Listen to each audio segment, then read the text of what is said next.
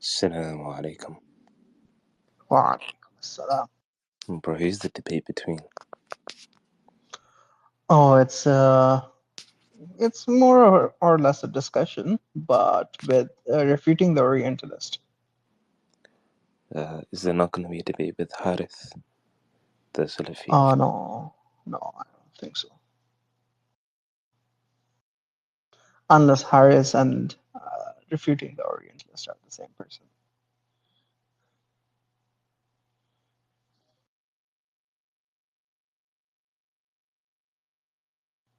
Assalamu alaikum, Ahmad.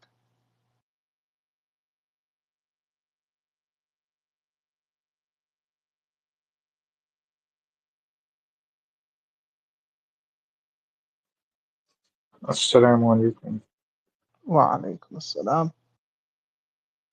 I needed to ask you something, but I will be DMing you. I don't think it's appropriate to ask you here that thing. Sure, Is I'll that take the fine? TM. Yeah, you can TM me. Okay, it's fine.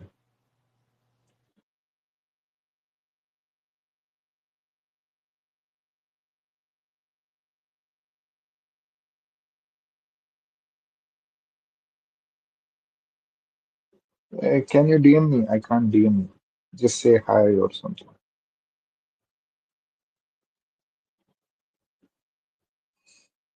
Yeah, Yeah, thanks.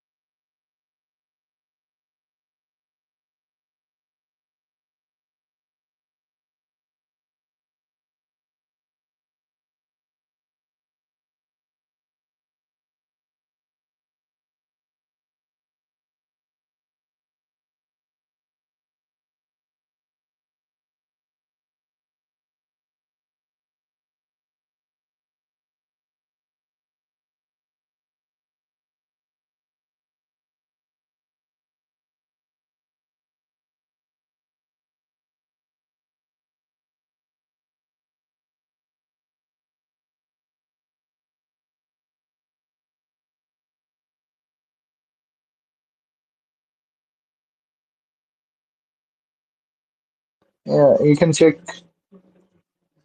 Somebody told me, I don't know whether that's true or not. Oh no, it's not true. Okay. Because he was saying that there was some audio or video debate where he said that.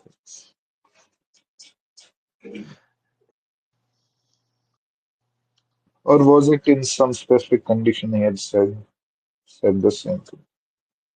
No, he didn't say it at all.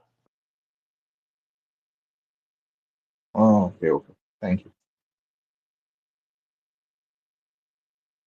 Yes. Refuting Orientalists, are you here? Uh, I'm sorry I didn't hear you. Yes, I was just asking you, are you here? Presumably you Yes, are. I'm here. Oh, okay. Bismillah then. Let's begin. Should we start? Yes. Okay, so how do you want to do this? I was thinking that I can make one argument, we can discuss it, then you can make one argument, we can discuss it, and like that seems a reasonable way to do this. Yeah, sure, go ahead. Okay, so the first argument I'm making for the historical reliability of hadith is based on the criterion of embarrassment. This is often used in Western historiography. Basically, if people are reporting things that are against their interest to report, then it's more likely to be true. So the first thing I would mention in this regard is all of the Sunni hadith, authentic Sunni hadith, and all of the details in the Sirah that praise Hazrat Ali Razi Allah. Here's the simple fact: this was not in the interest of Umayyads or Abbasids or Sunni scholars who were dealing with Shias to make up. It is highly unlikely that and if they could fabricate or remove things, these are the first things they would have removed. Instead of Hazrat Ali Raziyallahu anhu being the one at Khyber, you could have Muawiyah Raziyallahu anhu or Ibn Abbas or Abbas Raziyallahu anhu being the one at Khyber. But the fact that there are no contradicting hadiths like this that make those people, those Sahaba Raziyallahu anhu as great or anywhere close to great at Hazrat Ali Raziyallahu anhu and his family, and the fact that there are so many Sunni hadiths which praise Hazrat Ali Raziyallahu anhu and his family shows that Sunni historical records are reliable because they are reporting things that are against their interest to report, and they cannot fabricate things that would be in their interest to report. There are numerous other examples of things like this which would meet the criterion of embarrassment and make Sunni hadith to be reliable. This is just one example. This is my first argument. You can respond. Yeah, I mean, if you look at the common links for all these traditions, they are by pro-Alids. So, in fact, a lot of these traditions that you're talking about, if you actually look at the common links, they are not from the pro-Umayyad or Abbasid circles. They are from circles which actually um, held some kind of either love for Ali or some kind of support for Ali. Many of these transmitters were either pro-Alids or they were people who supported the four caliph thesis. So they were Baghdadi or Kufan narrators who, in their interaction with the Mu'tazili and Zaydi scholars, developed pro-Ali views. And that's why they transmitted these reports. That's why when you open the earliest Sunni corpus, you will actually find a lot of anti-Alid sentiment, or you would not find as many reports as in the later tradition.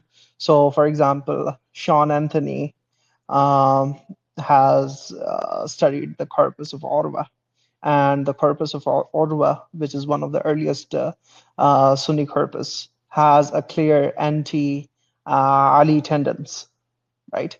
So this argument that you're presenting basically presupposes that these ahadith, first of all, it presupposes that Sunni hadith transmission is a monolithic reality.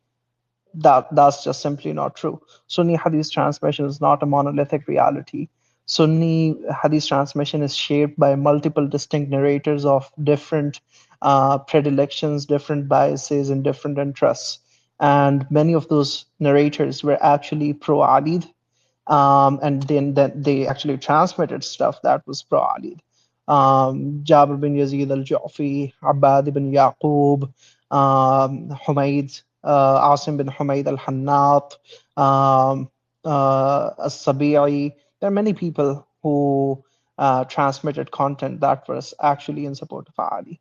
So you're basically just presupposing that Sunni Hadith transmission is a monolithic reality, which it is not. Okay, I'll can I respond now? Yeah, go ahead. Okay, firstly, you brought up common links and journal Orientalist claims. Here is the first fact that you or your listeners need to realize: the opinion and positions of Orientalists are worth nothing. Here is a simple fact that people need to realize. Biblical scholars like Bart Ehrman, John Dominic Crossan, and many others constantly will debate their arguments against Christians. Whether you agree with them or not, that gives them credibility. Orientalists never do this. Why should anyone take them seriously? So, firstly, the point about common links and journal claim of authority regarding Orientalists, it's garbage. Secondly, the point about the Sunni narrators, basically some of them being pro-elite, some of them being anti-elite. Here is the simple problem with there are multiple problems with this claim. Firstly, all of those hadiths are not coming from pro-elite sources. Some are coming from those with Shia tendencies, and some from those who are not, who are coming, who don't have Shia tendencies. Firstly, secondly, uh, let's suppose some Shia narrators were making up these hadiths. Why did everyone else accept them? Are you seriously arguing that basically what you're saying is the equivalent of, let's take an American example. Some MAGA supporters make up some reports praising Trump, and every liberal magically accepts them. This is the equivalent of what you are arguing. Why would everyone accept them? Why would everyone, and most of them, by the way, had to be under the influence of Umayyads or Abbasids. They are the only group powerful enough to make up a narrative and have people accept it. Why would all of these people, a lot of them who have anti-Ali tendencies, just accept these narrations praising him? Not only accept them, attach authentic isnads to them. Why would they do that? Either you can make this argument works one of two ways. The hadiths that are praising Hazrat Ali radiallahu anhu that are not narrated by Shia narrators, those show that hadiths couldn't be made up.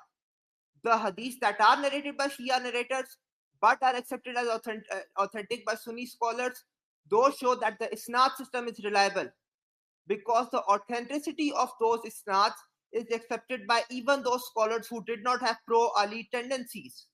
What you, and actually I've seen some other Orientalist scholars try to argue that in many cases they try to argue political machinations were behind hadith, but when it comes to the hadith praising Hazrat Ali radiallahu anhu, political machinations are not behind this. Why is that? It doesn't work that way. Lastly, in terms of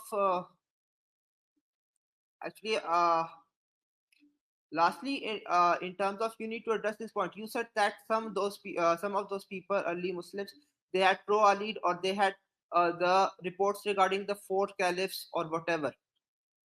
Understand this point. Why would they make Hazrat Ali radiallahu anhu such a prominent person in the Seerah? You could have him be just a nominal companion, or someone who is there for the battles but does not have a prominent role in them. Also, if there are reports being made up for everyone in their interest, like you are trying to claim, where are the massive reports of Muawiyah radiallahu anhu being an early companion? Where are the reports of Abbas radiallahu anhu being a Muslim from the very start? These don't exist. Because on your view and all the Orientalist thesis, this is what we should expect, that people are trying to make up their preferred companions to be higher and higher authorities. This never happens. The fact that this never happened or could not happen is a massive proof for the historical reliability of Sunni hadiths. You can respond. Yeah, I mean, you just ignored the claim about the common link and try to contextualize it in a context of argument from authority. That's not the claim I made. First of all, you need to improve your comprehension, right? The claim I made was that if you trace these pro-Ali traditions, and if you collate all the asanid converge on pro-Ali transmitters, right? You can try it yourself. This is not something that's contestable. We can do it right now if you want to do it, right? Take 10 pro-Ali traditions, collate their asanid, and see on what person, on what node the asanid converge, and you'll see that that person is a pro-Ali transmitter. Secondly, your point is just factually false. Where is Ali's presentation in the early Sirah literature? The early Sirah literature actually has an anti-Ali tendency. I just talked about it and you chose to ignore that point. Then you are trying to contextualize Abbasids as anti-Alids. That's also not true. Majority of Abbasids, the Abbasid tendency was not anti-Alid. It was actually pro-Alid, right? And then you claimed, well, why would people present something that is against their view? Well, which hadith was against their view that they presented? Could you please tell us those hadiths? Because majority of the people who actually transmitted pro-Alid reports, even compiled pro-Alid reports, they were trying to establish the four caliph thesis because they believed in the legitimacy of Ali and they were trying to argue against the Osmanis, right? That's why, because the Osmanis only affirmed three rightly guided caliphs. They did not affirm the fourth caliph Ali.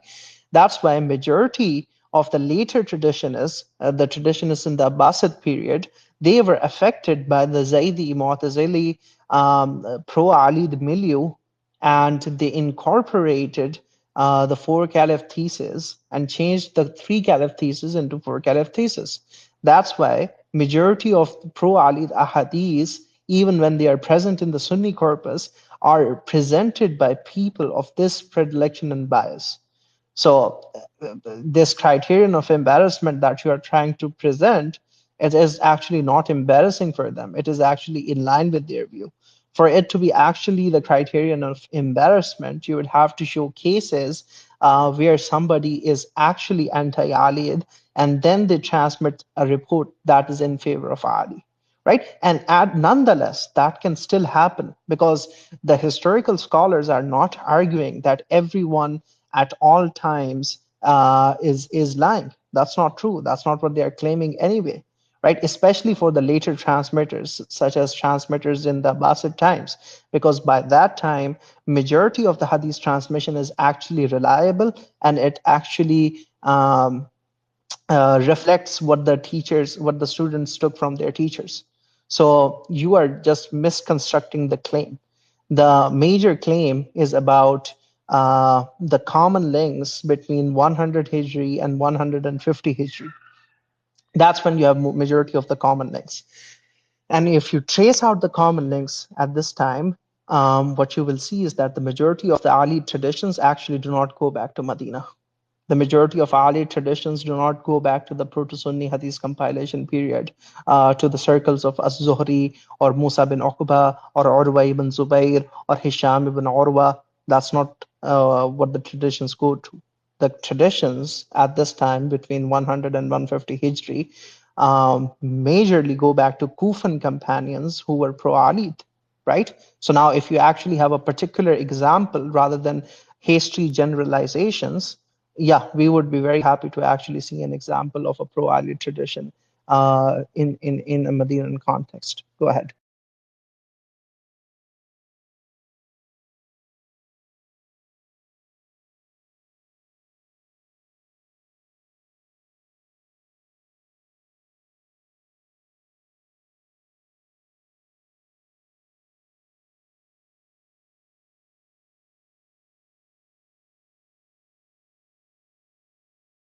Yeah, if you're speaking, you're not audible to me.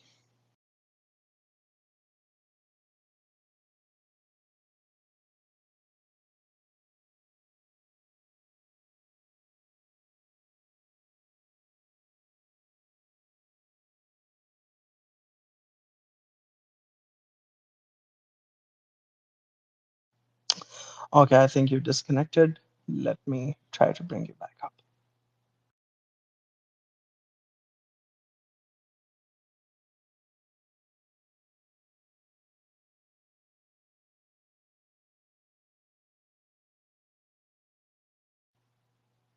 Yeah, I'm inviting you.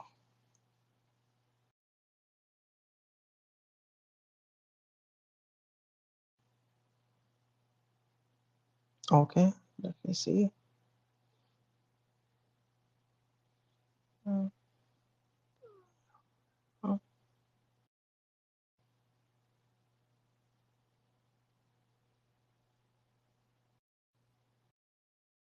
Yes, are you back? Can you hear me now? Yes, yes, go ahead. Okay, I'll respond. Firstly, the point about common links and you mentioning them as maybe assuming that the claim you're making, I don't know what your exact assumption was, but I fairly understand it. Here's the point.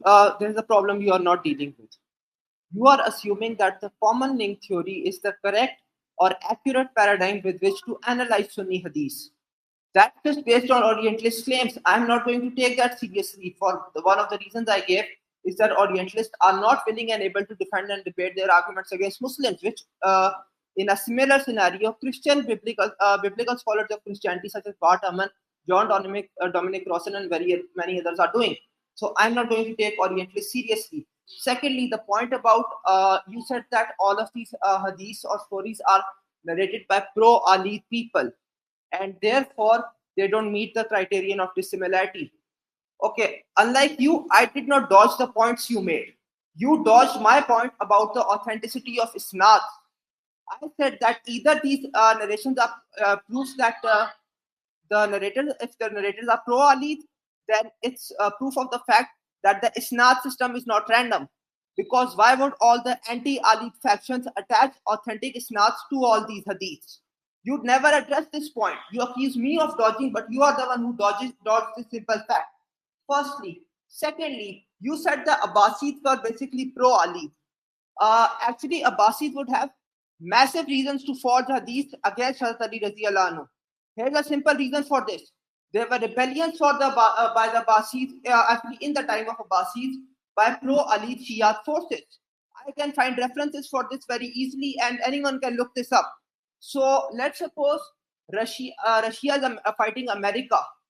Why would America forge narrations or allow narrations to be forged in favor of Russia? This is the claim you are making. This is beyond stupid and, to be honest, desperate. Watch your language. Watch your language. You can't say stupid. Just be academic and speak normally. Don't need to shout.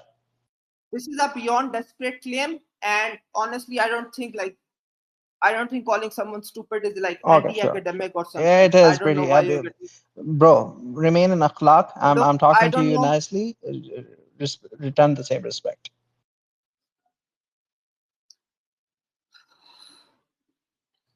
This is a pretty weak and, to be honest, I won't say idiot, but this is a pretty pathetic claim. The reason being very simple. If the example I just mentioned, if America and Russia were fighting a war or someone was rebelling against America, why would American authorities make narrations in favor of the rebellions or the people they are fighting? This is why the claim you are making here is nonsensical. Lastly, you said that all or most of those narrations that are in favor of Hazrat Ali Raziyallahu anhu are made up by or narrated by pro-Ali people. Prove this claim. Here's my point. I'm saying some of them are pro-Ali sources and some of them are by anti-Ali sources. What you are saying is all of them are by pro-Ali sources. Prove your claim in this regard. And secondly, please address the point I'm making. You are saying that all of those hadiths were made up. Here's what you are arguing. All of those reports pro-Ali were made up by followers of Hazrat Ali Raziyallahu anhu, and all the anti-Ali people or people who are not pro-Ali magically accepted them without no reason and attached authentic isnads to them. This would never happen if the people were dishonest, if the isnad system was arbitrary and made up. The fact that these narrations, which are anti-establishment of the time or anti the political motivations of the time, have authentic isnads, shows the isnad system to be reliable.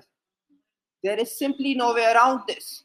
Either this is an argument for matan or it's an argument for isnad. You are not going to dodge this or hand wave this away. If I missed something, please point it out, but I think I've responded to your points, but I could be missing a thing or two. Yeah, amazing. I think trying to engage with all your points is just gonna entail you speaking for 5 minutes once again and not actually engaging. So let me just engage with one point so you can actually answer. So you said you don't take the common link theory as acceptable. What does that even mean? Okay, the Orientalists do not prove their claims in front of other people. That's why you don't take the common link theory. I'm not talking about any theory. I'm making a factual statement, very simple factual statement. All the ahadith that you're talking about, if you actually take these ahadith and collate all the asanid, you will see that all the asanid primarily converge on someone who is a pro-Ali companion. Right? That is a factual claim. So now, can you bring any hadith or at least a few ahadith that you think are pro-Ali for which you have collated the asanid, and when you collated the asanid showed that the common link or the madar, as it is said in in traditional Rijal criticism, the tafarrud or the madar is on someone who is anti-alid, right? Can you show a hadith like that? Please go ahead. Okay. If you want, we can do a 2 minute time where you speak for 1 minute or 2 minutes, I speak for 1 minute or 2 minutes. So I don't want you to have an excuse to dodge the point I'm making about reliability of Snat and my other points. I think this is just a desperate excuse from you. Firstly. Secondly, as to the point about all these hadiths being made up by Ali Razi, you are saying I need to prove that some of them aren't. I'm just claiming some of them aren't. You are claiming all of them are made by pro-Ali sources. Go Yes, ahead, bring the prove your claim. hadith, bring the Look, hadith, bring brethren the of hadith that purity, you are brethren of claiming. purity. Yeah, Look, refuting. Bring the then hadith, bring the I'll let hadith you that you finish are your point. claiming. Yeah, Brethren you're of not purity, gonna. I'll Yeah, let you you finish your can't. point. Yeah, you can't go on and make the same claim. I'm Bring the not going on hadith. forever. I'm Please just bring the addressing your hadith. point. Refuting. Please You bring should the prove. hadith. You are making the claim No, that you are the all of one the who is hadiths making are the pro-Ali. claim. Go ahead, prove your claim. You You are are the saying one. all of those, each of those numerous hadiths are only coming from pro-Ali people. Yeah, yeah. Go ahead, You are prove the your one. claim.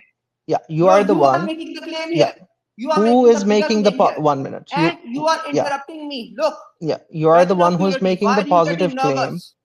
You are the one who You is are making making the the positive positive claim. claim. Why are you Who said shouting? all those hadiths are from pro-Ali sources? Why are you interrupting me? Look, I let you speak without interruption. If you want, I can just speak. We can speak for 1 minute in turn. I don't want you to have an excuse. Just address this point. You are saying I need to prove some of those hadiths are not from pro-Ali sources. You are claiming all of them are from pro-Ali sources. Prove your claim. We are both making claims here. It's not just one of us making claims, both of us making claims. Yeah. Prove so your bring claims a and pro. please don't dodge the isnad point. Yes. So bring the pro-Ali hadith that you're talking about, and let's see it. You are saying all of those hadiths are are from pro-Ali sources. Go ahead, prove your claim. You said each of those so what sources, do you hadiths is from pro-Ali 1 minute, sources. 1 minute. So what do you ahead, want me prove to? your claim. Yeah. So what do you want me to do? To bring out every single pro-Ali hadith? What is the rational expectation here? For me to bring out all the anti-Ali pro-Ali hadith and collate all the asanid right now and show you that all of them have a madar, tafarrud, or a common link at a pro-Ali companion? Is that what you want me to show? You are the one. Yeah, let me finish. Let me finish. I want You you are to the justify your one. claim. Yeah, Don't make this claim. yeah. Look, You came on I'm the making a much stage. simpler claim, Okay. brethren of purity. I'm making a very simple claim. At least some of them are from neutral or anti-Ali So sources. bring one of them. Bring one of them, which is from a neutral authority. I'm not carrying an entire corpus with me right now, brethren of purity.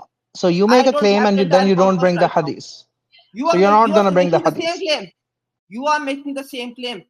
Go ahead, bring hadith. You are saying each and every of those hadiths is from pro-Ali sources. Go ahead, prove your claim. Yeah, and you are saying, why are you making a claim? Yeah. You all you have to do is to show one hadith which is not from a pro-Ali source. That's it, and you would be able to refute my claim. That's it. So why don't you just bring the hadith? Why don't? So you are making a claim. 1 minute. So you are making Listen to me. You came on stage. 1 minute. You came on stage. You came on the stage, and you said, "Okay, if you're not gonna listen, if you're gonna, why are you getting frustrated? Why are you getting frustrated?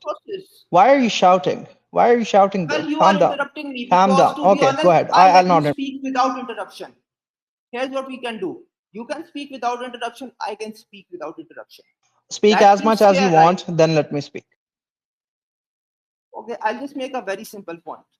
Logically, there are three options with regards to all the hadiths that are in favor of Hazrat Ali Razi Allah.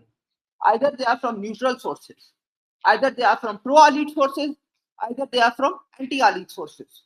I am saying it could be the case, or it probably is the case, that it's from those three cases. What Brethren of Purity is implying is that every single one of them is from pro-Ali sources. Why do I have to prove my claim if he cannot prove his claim? In our space discussion, I don't have entire encyclopedia or books of hadith with me right now to do the analysis right now. He doesn't either.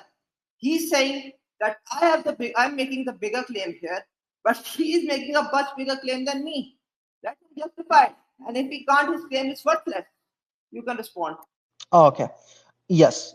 And I have in abductive justification for the claim I'm making. And I already gave it to you and you did not engage with the point. My abductive justification is based on the fact that there have been numerous studies on some pro-Ali traditions.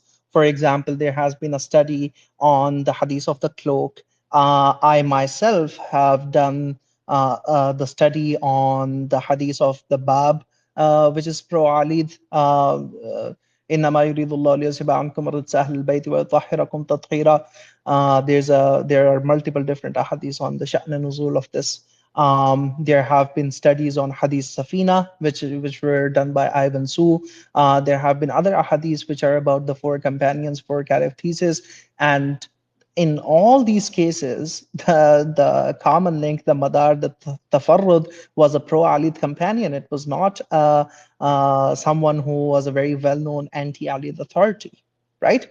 And simultaneously, I have objective reason to posit that anti-Ali authorities did not transmit very much in favor of Ali, because the earliest reconstructed Sira corpus that we have from the Medinan circle, the circle of Musa bin Uqba, Hisham ibn Urwa, Urwa ibn Zubayr, Az-Zuhri, Malik ibn Anas, all these different people, the Zubayrids, the earliest corpus that we have from them has an anti-Ali tendency, and this has been noted multiple times by different scholars.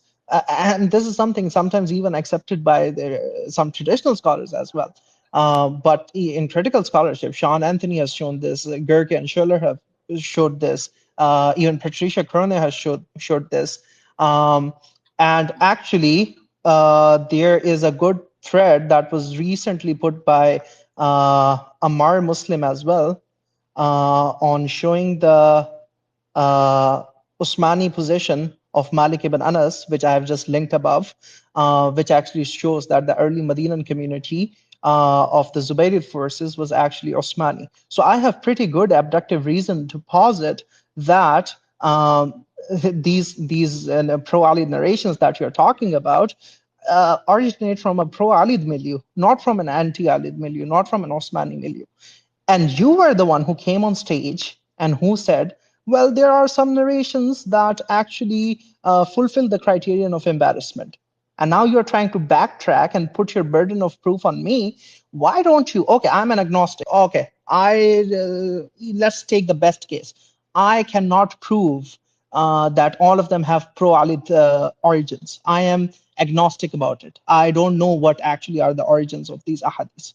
You are making the claim that they fulfill the criterion of embarrassment such that they need to have anti-Ali origins. On what basis did you make this claim when you have not studied even a single hadith? You are being asked to present a single hadith which has an anti-Ali narrator as the common link and which has pro-Ali content. You made a humongous claim on stage, and now you cannot even substantiate it with a single hadith. What are we doing here? Are we having a debate? Are we having a discussion?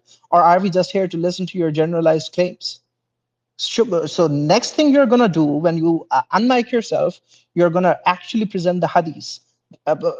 To be honest, even if you present one hadith, that's not going to affect the argument a lot, because we already agree that there were people who actually transmitted stuff, even it went against their view. For example, Malik sometimes transmits stuff that goes against their view. So it's not like, oh, the critical scholars believe that everyone was lying at all times. That's just simply not true. But you have not even presented a single hadith. Your case would be much stronger if you presented like 30, 20, or 30 different traditions which fulfill the criterion of embarrassment, or even 5, but you haven't been able to do so. You haven't been able to even present one tradition. So let's see in this time, are you going to shift the burden, or are you going to actually bring a hadith? Because the audience is listening and they know if you don't bring a hadith this time, it's going to look pretty bad for you. Okay, I'll respond now. Let's take the let's say suppose someone agnostic approaches this question. How would they take this as just the question of whether the pro-Ali hadiths are from pro-Ali neutral or anti-Ali sources? They wouldn't assume that all of these are automatic from pro-Ali. They wouldn't assume all of these are automatically from anti-Ali. They wouldn't assume all of these are from neutral sources. They would probably think it's likely that it's coming from all those sources. This is the agnostic position, firstly. So you're actually contradicting the agnostic position in this regard. That's where the burden of proof is on you, firstly. Secondly, the point about me making the claim, I'm not just the one making the claim here. You are making a claim here as well. Thirdly, you started quoting mostly Orientalist sources, like they did a study and they found it and blah, blah, blah. Again, Orientalist opinion is worth nothing. And there's a very simple reason for it. Biblical scholar, again, I have gone into the reason I don't want to go into again. Now, let's suppose for the sake of argument, because I don't want to waste time on this. Let's suppose for the sake of argument, I will accept that every single hadith is from pro-Ali source that are praising Hazrat Ali radhiyallahu anhu. That still does nothing to refute my argument. Therefore, then that's for a very simple reason. Why did all the neutral or anti-Ali sources accept those narrations? Let's suppose someone in America, right now America and Russia have a lot of tensions, makes a pro-Russia narrations. Let's suppose someone with a Russian background makes a pro-Russia narrations in America. Why would every American scholar or historian accept all those narrations? Why would they stamp them as authentic, as reliable, as Sahih? They wouldn't, unless all of those narrations are authentic. And from this, we can argue at least the isnad system, the one used for grading hadith, is reliable. Why? Because they are grading things as authentic that are against their interest. And by the way, you are trying to do a little trick here. You are trying to say that the four caliph rulers, the hadiths by them are also like they are pro-Ali. Why would the four caliph people make up hadiths praising Hazrat Ali radhiyallahu anhu? While there are a lot of hadiths made by Shias that are praising him. They wouldn't. They would want to downplay the role of Hazrat Ali radhiyallahu anhu, especially in juxtaposition to Usman radhiyallahu anhu, Umar radhiyallahu anhu, and Abu Bakr radhiyallahu anhu. You are not addressing this point. Lastly, if all of these narrations are made up, right? Where are all of the similar narration made up to support Muawiyah radhiyallahu anhu and Abbas or Ibn Abbas radhiyallahu anhu? Either way, this works as an argument for historical reliability of Sunni hadith. Now, you can respond to this point, and please don't dodge the point about isnads. After that, if you want to continue on this, we can continue, and we can go to the next argument. By the way, one last thing. You are whining about me speaking for 5 minutes. You spoke longer than I ever have in your last time. Like, be consistent. Okay. So are you going to bring the hadith? You have been given ample amount of time. You came on stage, you made a positive claim. Are you or are you not refuting the Orientalist? Bring the hadith which fulfills the criterion of embarrassment. By the way, you're wrong about the agnostic position. The agnostic position would just be, I don't know who is the madar, who is the common link. It could be all pro-Alis, it could be all pro-Osmanis, it could all be neutral people. I don't know. That's what the agnostic position is. So you're actually misrepresenting the agnostic position. Anyway, you came on stage, you made a positive claim, you said the hadith fulfilled the criterion of embarrassment. Now you are being pushed to bring a hadith. Yes or no? Just answer simply. Are you going to bring the hadith? Yes or no? If you're not going to bring the hadith, then we can continue the discussion. You need to agree with the fact you're not going to bring a hadith, right? And stop pushing the burden of proof, right? Bring the hadith. There are people in the audience who might very well be agnostic, right? Who want to see your evidence. You are making a positive claim. I am making a positive claim, and I have presented abductive evidence for that positive claim, right? And you're saying, oh, you don't accept Orientalist scholarship. That the claim is pretty objective. The claim is that the earliest reconstructed sources of Sirah, the earliest reconstructed contact of the Medinan sources, the Zubaydid sources, do not feature Ali in a positive light. All you need to do is to actually, and I cannot prove a negative. Like, I cannot actually show you traditions which do not exist, because a great mention of Ali does not exist in these sources, right? So All you need to do is to actually show a pro-Alid hadith from an anti-Alid source. Are you going to bring the hadith? Yes or no? Please answer clearly. I will respond now. So here's the reason: I'm honest and I'm not pathetic, unlike Brethren of Purity. Okay, I that's not going to responded work. his You entire cannot argument. use that language. You can, if you are getting frustrated, that's fine. Don't use that language. I've been very cordial, very moral, and very nice to you. Are you going to present the same respect? I will not call you pathetic. Yeah, Let's or agree. I will not we are call you gonna end the pathetic. discussion here. That's about it, I right? will not call you Okay, pathetic. no I don't problem. want Go you ahead, to brother. get your feelings hurt. Okay. No, it's not I about my can at feelings. least It's call about basic courtesy. You need to talk to it your is about your feelings. interlocutor in a Brethren of respectable manner. Purity, وَقُولَا لَهُ interrupting again and قَوْلًا again, that's لَيِّنًا part of basic لَعَلَّهُ courtesy. يَتَذَكَّرَ أَوْ يَخْشَى. Even Brethren of Purity Musa is asked is to talk to Fir'aun nicely. interrupting Yeah, interrupting your interlocutor part of being nice or yeah. part If of my basic interlocutor manners of is being debate. abusive, yes. So please have But some being called respect pathetic is yourself. not an abuse. Respect yourself and talk I nicely. respect Go myself. ahead. I don't respect your view, but honestly, I think I've been courteous enough. But let me respond to this point. Firstly, here's how can you, I am honest and Brethren of Purity is not. I hope this doesn't violate community guidelines. I addressed each of his arguments. He has not once addressed the point about isnads. Again, think about this. Why would, let's suppose every pro-Russian, let's put this in America, there's a Russian author writes a pro-Russian book. Why would Americans accept it? Why would anyone accept it? If they are accepting it, this shows that they are unbiased, that their grading system or their standard for authenticity, which is the SNAT system, is reliable. Secondly, his point about me not bringing up a specific hadith, I don't need to.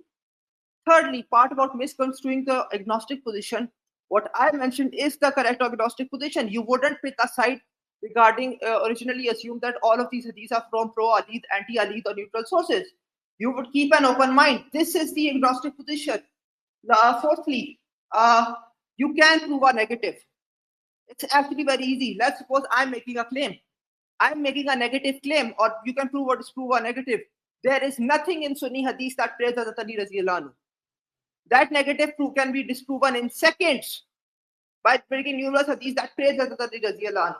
Fifthly, you have been insisting again and again in this discussion that there is an anti-Ali bias in Medina or Sunni sources. Give proof of this. Don't give some relations that are not like how you misconstrue Hazrat Ali radhiyallahu anhu. Give proof that there is anti-Ali bias. And by the way, the things like the siege of Khyber, all of the battle of Badr, where Hazrat Ali radhiyallahu anhu is one of the earliest warrior. All of these are present in earlier Medinan Siras and sources. Like Ibn Ishaq, he was commissioned by the Abbasid Caliph, who I gave a reason for, has a reason to be anti-Ali. You never responded to that. All of these narrations, all of these early Sira sources, they have pro-Ali narrations, and they have those pro-Ali narrations by the dozens. You did not respond to any of this. You did not respond to the point about isnads. Like, what are we doing here? Are we debating, or this is just a con game from you to just delay the inevitable? That's what it looks like. Please respond. Yeah, obviously, I'm not going to engage with the rest of the arguments until we finish with the first one, which is your positive claim that there is a hadith that follows the criterion of embarrassment or dissimilarity. So until we are done with that, obviously, and I've been very clear, I'm not going to engage with the rest of the arguments, no matter how many times you repeat it. So refuting the Orientalists, I'm going to ask you the last time, are you going to bring the hadith or not? Because you came on stage, you made a positive claim that there is a hadith that follows the criterion of embarrassment or dissimilarity, which is transmitted by an Osmani authority or an anti-Alid authority, but its content is pro-Alid. So are you going to bring the hadith or no? If you're not going to bring the hadith, then just say no, and we can continue with your other points. Go ahead. You know, I have to ask if you have some sort of a hearing problem. Because in my previous response, I said I was not going to bring a hadith. Is this something from you to like a trick to buy time? Like someone Okay. repeats So a you don't question that have asks them, Brother evidence of for the purity, claim look, that I you let you just made. speak. Look, be respectful now. I'm not using any harsh language. I let you speak without interruption. Let me finish my point. Then you can respond. Thank you. Okay, so the point about hadith, I already explained why I'm not going to bring the hadith. He did not address the point about isnad. Again, think about this. I actually challenged his main argument or admit it head on. He said, you cannot bring the hadith, address this point. I am not bringing the hadith. I directly acknowledge this. I asked him, address the point about isnad, address the point about Russia and America, and all of that. He is not addressing any of it. I asked him to point. He claimed that the Abbasids were pro-Ali or had motivation to be pro-Ali. I challenged his claim. He never addressed it. Again, he is not addressing anything I am saying, while I am addressing everything he is saying. So honestly, if he wants to move on, let me make this bluntly clear. I have already explained I am not going to bring the hadith and why I don't need to. So you don't have an excuse regarding this. You cannot waste time on this again. Lastly, I want to just add one point regarding the criterion of embarrassment. No one in their right mind, no one disagrees that are innumerable things in Sunni Hadith and Sirah that go against the interest of Muslims. Want me to give one example from a non-Muslim, non-Sunni Western source? Look up the book, The Journalship of Muhammad by Russ Rogers. Chapter 1 in the introduction, he mentions that the reason he thinks Sunni Hadiths are reliable is because there are innumerable things in Sunni historical records that go against their interests. Like they wouldn't make these up and make these things up for their interest. So the claim Brethren of Purity is making is, to be honest, quite sad and dishonest. Now, I think we have discussed this argument enough. Brethren of Purity, you can move on to the next one or you can continue on this. It's up to you. Of course, I'm going to continue. I'm going to pin you down on the proposition that you made. You came on stage and you said there is a hadith that follows the criterion of embarrassment or dissimilarity. No matter how much you try to divert the topic is not going to be diverted, my friend. Obviously, you have claimed that you're not going to bring the hadith. So now, are you going to backtrack your claim? Because either you're going to backtrack your claim or you're going to provide substantiation. If you don't have any substantiation, then you need to backtrack your claim and say you do not have any evidence for the claim that you're making. Right? But you came on stage, you said, oh, the Sunni Hadith corpus is reliable because there are hadiths that follow the criterion of dissimilarity or the criterion of embarrassment. This is so because there are hadiths that are from anti-Alid sources but have pro-Alid matan. You made this claim. Okay, let's just assume I am absolutely agnostic. I don't know anything about this claim. I'm not making any counterclaim. What is your evidence that there is a hadith from an anti-Alid source that has pro-Alid content? Please bring the hadith. If you cannot bring the hadith, then take back your claim. That's it. You need to do one of them. Either you bring the evidence or you take back the claim. If you take back the claim, then for sure we can move on to the next point. If you don't take back on the claim, wallahi al-azim, even if this continues for 24 hours, I will repeat the same thing again and again. This is not my sunnah to move on to the next topic when a person has made a claim and is unable to substantiate the previous topic. So no matter how many times you say, I have not addressed the point, I have not addressed the point, I have arguments against all the other points as well, but I'm not going to move on until you agree that you do not have evidence for the claim you made. Either you backtrack from the claim and apologize, or you actually bring the evidence that you were initially presenting or claiming that you possessed. As soon as I push you on it, you said, okay, I have not actually analyzed any of the chain. Well, when you have not analyzed any hadith, how can you claim that the criterion of embarrassment or dissimilarity actually applies in them? You're just making a hasty generalization without actually taking data into account. So if you cannot bring the hadith, which you have already agreed, you are not going to bring the hadith, are you going to backtrack your claim? Yes or no? Okay, I'll respond to this now again. By the way, if you have watched my previous debate with Brethren of Purity, he is going to do this because the simple fact is he knows his position is indefensible.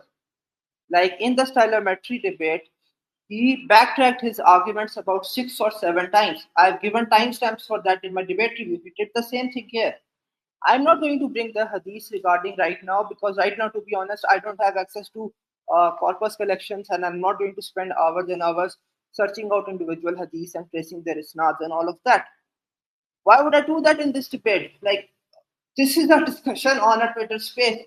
If we are at an in-person public debate, not even in person, like on a big platform, all of those things, like days or weeks to prepare. Of course, I could do all of that, or I could go do the heavy research. But for a 1 hour discussion or 1.5 hour discussion on Twitter, that seems pretty much a waste of time. Firstly, secondly, he's saying that I'm speaking for hours and that this is like me wasting time or taking time too much. What's he doing?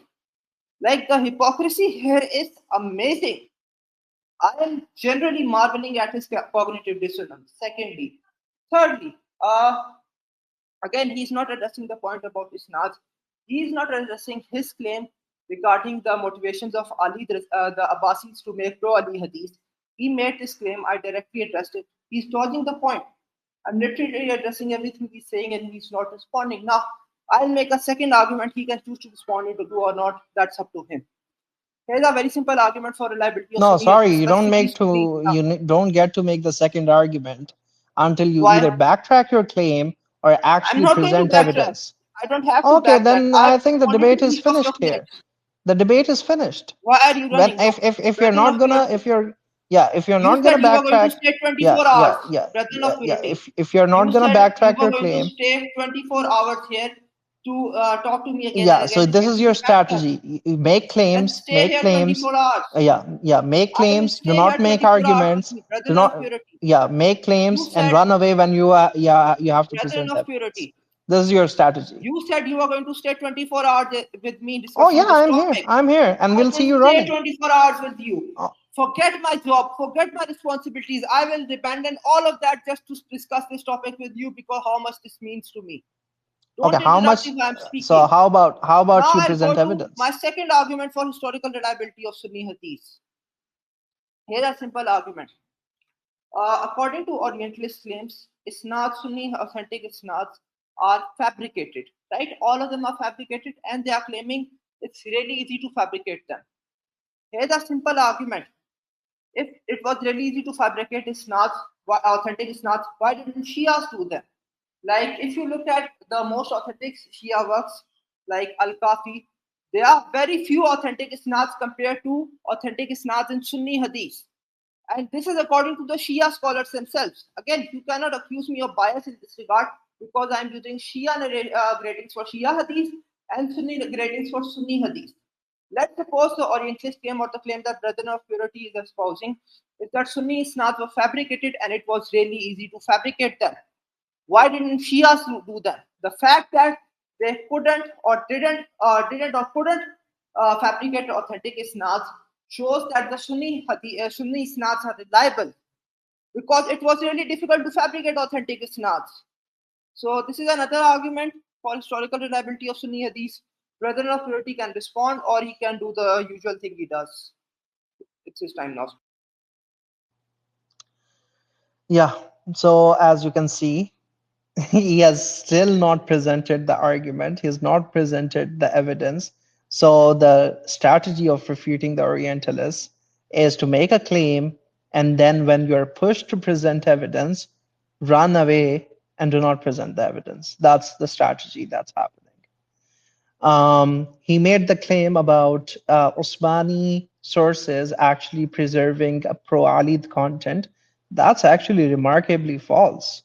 One of the threads is actually linked above where you can see the Usmani tendencies of Malik ibn Anas. And even if you read the earliest seerah transmitted by the Medinan sources, a lot of the content is not available in the Medinan sources. A lot of the pro-Alid content is not available in the pro-Ali Usmani sources. A very simple example would be saying something like "Man kuntu mawla fahada aliyun mawla," right? This is not something that is transmitted in the early Medinan sources about the Sira, right? So, and then there are many other examples of pro-Ali content actually not featuring in earliest Sunni corpus, proto-Sunni corpus, the earliest Osmani corpus. So the claim that refuting the Orientalists is actually presenting is directly contradicted by clear evidence. Now, coming to the point about Abbasids being anti-Ali, that's not true. The Abbasids were not anti-Ali. Yeah, there were supposedly Ali opponents of the Abbasids, but Abbasids conceptualized themselves as legitimizing Ali's authority. This is very clear from multiple Abbasid reports. If you just read any Abbasid court companion, or if you read Abbasid reports, they explicitly appropriated content that was related to even the figure of Mahdi, that was related to pro-Ali themes, because they self-conceptualized themselves as legitimate Ali the authorities. So just because two competing Ali the authorities compete with each other, that does not entail that they are going to become anti-Ali themselves. That's like saying, oh, just because the Sunnis and the Shias differ from each other, and the Sunnis love the Prophet, therefore the Shias would be anti-Prophet. That's not the case, obviously. When a particular figure is common amongst two factions, and both factions claim descent from them, even if one faction opposes the other, the claim is about self-perception. The claim is not about, oh, just because one authority is regarded by another group, therefore the opposing group must go against the authority. That's not how it works. If there is some other argument that okay, yeah, the argument about the Sunni hadith and the Shia hadith corpus, there it's very simple actually. What you need to understand is that the Sunni biographical literature is actually in line with the Sunni transmission, i.e. the biographical traditions, the Kutub of Asma al-Rajal and Tawfiq, they actually are compiled after the majority of transmissions happen, when the majority of chains are crystallized.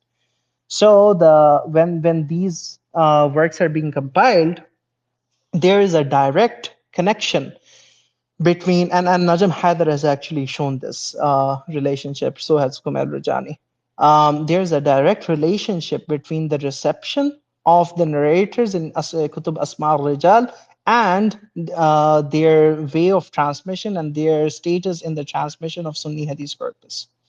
This is not the case with the Shia Hadith corpus. In the Shia Hadith corpus, there is a clear disconnect between the Kutub of Isma al-Rijal and the the Shia Hadith transmission. And the reason for that is there was a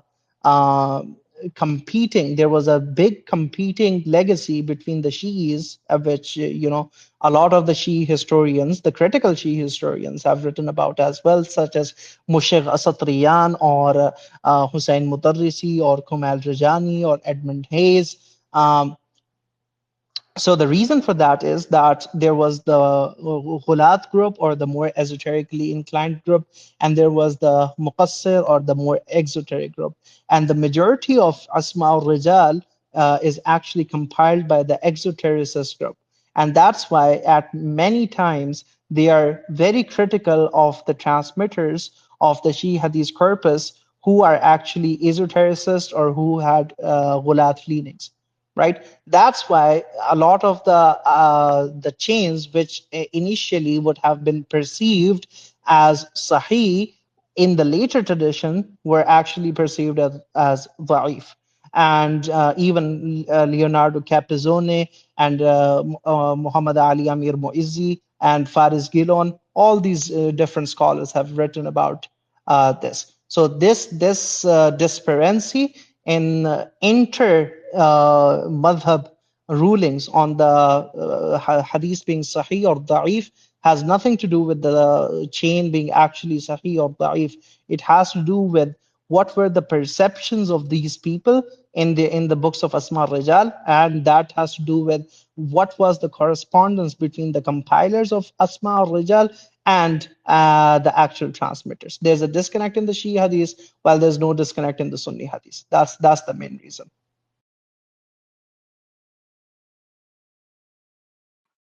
Okay. Honestly, the responses I got were just like that.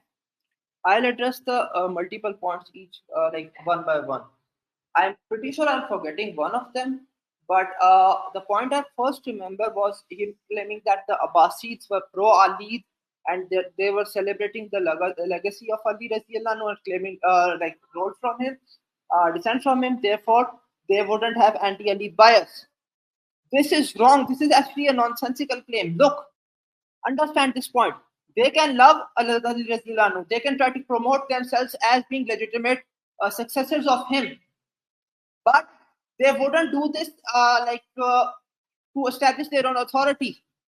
In fact, if Hazrat Ali radiallahu anhu is an authority, if his succession is to be taken seriously, who is more closer to him, his descendants or the descendants of Abbas radiallahu anhu? Of course, his own descendants.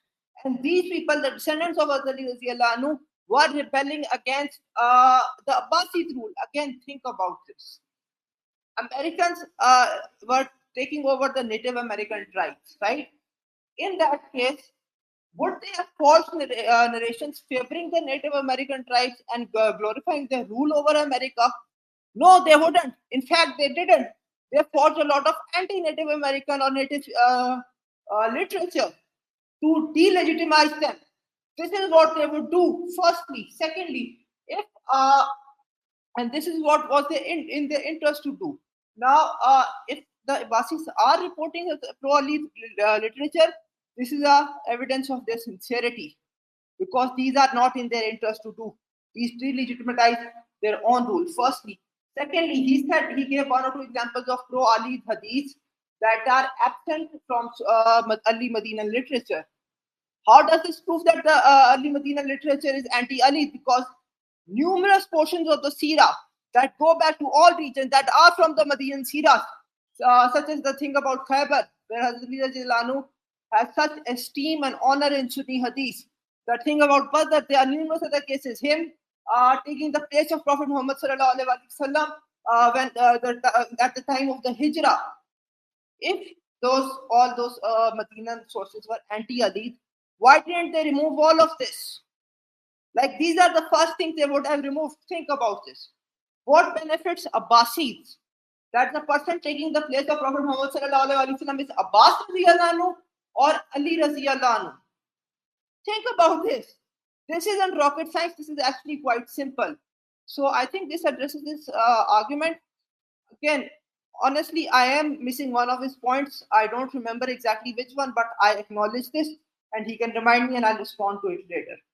Lastly, his point about he went to a long ad hoc explanation about why Shia hadiths are a lot weak, or he says that the grading of Shia hadiths is like it doesn't matter, blah blah blah. Here is the problem with that claim. There are conflicts, there are internal conflicts, massive internal conflicts among the Sunnis as well. They are everywhere. This alone does not excuse anything. Firstly. Secondly, all of this is an ad hoc explanation. Let's suppose Orientalists are claiming, as the Orientalists are claiming, it was really easy to fabricate all these authentic isnads and fabricate all this biographical literature. Why didn't the Shias do it? Like, if it was so easy, they would do it as well. It's not. The simple fact that they didn't or couldn't do it is evidence that these narrations couldn't be, or that this entire system of isnad transmission or grading of isnad could not be easily forged. All of the response he gave was just an ad hoc excuse. The simple fact is, the simplest explanation is that that these authentic gradings could not be forged, and therefore the massive amount of Sunni authentic hadiths are evidence of their reliability and sincerity. Now, there's a limited charging with my laptop, so Like he can give a final statement, or I can give a final statement, or he wants to have the final word, he can do that. But this will be it for today, and then we can schedule another space maybe next weekend or next Sunday. I prefer Sunday. We can respond. Yeah, I mean, it's very simple. As you can see, he has not, and you can listen to the replay as well. He came on stage refuting the Orientalists, claimed that a lot of the content in the Sunni Hadith corpus, and he particularly took the example of Ali, a lot of that content fits the criterion of embarrassment or the criterion of dissimilarity. When he was pushed to present evidence for this claim, no hadith, no evidence was presented, right? Then he basically just assumes that the Abbasids were largely anti-Ali, and that's just simply not true. When you actually read the Abbasid history, you can find multiple examples of Abbasid relationship with Ali's, to the even to the extent, well, obviously they were in favor of the those who held the four caliph thesis, but even those who didn't hold the four caliph thesis, even those who hold to the taqdeem of Ali, even many such people worked in Abbasid courts, right? Because Abbas's claim of legitimacy were, they had no problem in deriving their claims of legitimacy from a pro-Ali stance. So this is just simply not true. And actually, even if you look at the history of Abbasid revolt, the very revolt that overtook the Umayyads, many Alids took part in the Abbasid revolt. The Abbasid revolt was actually based on Ali messianic sentiments.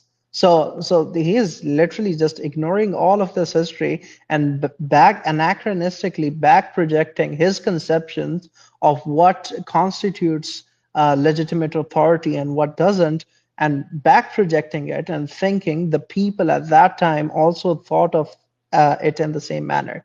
Then he goes on to a tangent about the Shia Hadith corpus and the Sunni Hadith corpus. That has been thoroughly explained already. The Sunni Hadith corpus's biographical literature is compiled by people who are ideologically in favor of the major transmitters. That's the main thing. Because even if you look at and you're absolutely right, there were differences within the Sunni Hadith literature as well. And if you actually read it, in the Sunni the Kutub of Asma al-Rijal, you can actually see the early Hanafis or the proto-Hanafis or the principalists being disparaged or being criticized. For example, if you read Al-Juzjani's Ma'rifatul Rijal, he has criticism on Abu Hanifa. And there are actually many cases where, many different cases where you can see the criticism of Abu Hanifa. Not just Abu Hanifa, you can see criticism of even of Imam Ja'far al-Sadiq. So yeah, whenever the person did not fully meet the inclinations of the peculiar group, they and their narrations were criticized. The difference is that the Shi Hadith narrations are criticized more from an internalist paradigm, is because the Shi Hadith transmitters held to one peculiar view, which was an esotericist view, whereas the Sunni, the Shi Kutub of Ma'rifa and Rijal, they are compiled by people who held an opposing view, which is an exotericist view. That is why even many major companions in the Shi'i tradition, in the Shi'i Kutub of Rijal, they are criticized. For example, Mufaddal ibn Umar, for example, Jabir al-Ju'fi, even people who held, from the prosopographical literature and the Hadith literature, who we are clear had a high esteem, and even from the hagiographical literature, who we are clear had a high esteem in the Shi'i community, in their later reception, they are criticized. Even though the early compilers, such as Al-Barqi or such as Al-Safar or Al-Qummi or Al-Kulaini, these compilers did not see these people in a negative light, right? And even Kholaway, and all of this has been extensively studied by Amir Muizzi. So you can actually refer to that. This has nothing to do with the chains actually being reliable or not. The majority of the Sunni chains in their earliest corpus are not even connected. For example, the corpus of Urwa ibn Zubayr, Hisham ibn Urwa from his father Urwa ibn Zubayr, is not even connected. Hisham does not bring asanid that are connected, that are musnad from his father. He just quotes marasil of Urwa, whereas Zuhri, who comes later, he actually cites musnad ahadith from Urwa. So there are many cases where you can see that the earliest corpus of the Sunni hadith actually doesn't even have a complete chain, and the later traditions get chained through irtifa, through raising. So all these points have been thoroughly answered. It's clear refuting the Orientalist comes up, makes a claim, and then is unable to present any evidence. I think any rational person can see this. Okay, I'll just make a brief minor statement in this regard. Again, I think like every play, like it's all a con game or a delaying tactic from Brethren of Purity. The points I'm making are inevitable. He's just trying to try to delay this discussion on these topics and then maybe run away from a debate for months and then maybe try again, because that's what he did with the last debate. Like again, I think it's actually quite. Actually, you know what? I don't want to be interrupted, so I won't say what I actually feel about this. As far as the point about Abbasids, again, think about this. Let's suppose, let's take the Second World War as example. What's he saying that the Abbasids were actually allied with Alids, right? Let's correlate this with the alliance between Soviets and the Americans. Why would Americans make up positive narrations about the Soviets, even though they are allies, right? They share similar beliefs. They still wouldn't make up positive narrations about the Soviets because that would threaten their own rule or control of the world after the war. This is clearly analogous to his claim that Abbasids were making pro-Ali narrations. Why would they make them? Why wouldn't they have authority, more authority for Abbas radiallahu anhu? Or why wouldn't the Umayyads have more authority for Muawiyah radiallahu anhu?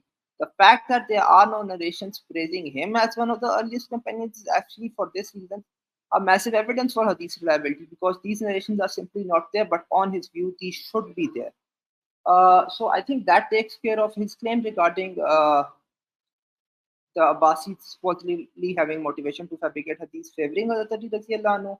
He did not address my point about the numerous hadiths praising Hazrat Ali radiallahu anhu, even in the Medinan sources. The ones he's saying that are anti-Ali. Like all of those clearly meet the criterion of dissimilarity. He did not address the point about isnads. Again, this is the crux of the argument that he's dodging. Whether you think every single narration praising Ali is from pro-Ali sources, even if that was the case, why would all the anti-Ali or neutral sources just accept them? Why would they give them Sahih Isnads? It would never happen. Lastly, the point about he said he's talking about the Rijal literature and all of that, or why Shia Hadiths are not great. It's Sahih. Again, it's not rocket science. He's pointing to conflicts or disagreements of methodology, etc., between Shias as a reason for not being a lot of Sahih graded hadith. But all of that is present in Sunni Rijal literature as well. There are major disagreements as well, as Orientalists often point out. There are major conflicts in general between Sunnis as well. If Sahih hadiths are really easy to fabricate, as the Orientalists claim and as Brethren of Purity thinks happened, why didn't the Shias do him? Why there are so few authentic Shia hadiths compared to, according to Shia scholars, compared to so many authentic Sunni hadiths according to Sunni scholars? Like honestly, how can anyone take him seriously? Like, be honest with yourself. Honestly, this seems to be honest, like the cognitive dissonance I find quite amazing. So I think like this was a good debate. I hope the Reason of Purity doesn't do what he did last time, which was run away from months. I would like to have a debate next week as well, because he still has not discussed one anti-hadith argument. It's just me making the arguments. He did not bring one of his own. We can have a debate next Sunday and we can do this discussion. By the way, at this point, I will end the recording for when I upload it on my YouTube channel. I think both of us had good closing statements. I enjoyed the debate. I like that I got to discuss this topic, though I guess I could desire more honesty, but other than that, I enjoyed this discussion. Please don't delete the recording because I will upload this on my YouTube channel and end it at the point I mentioned. Okay, bye. Oh, okay. Ma salama.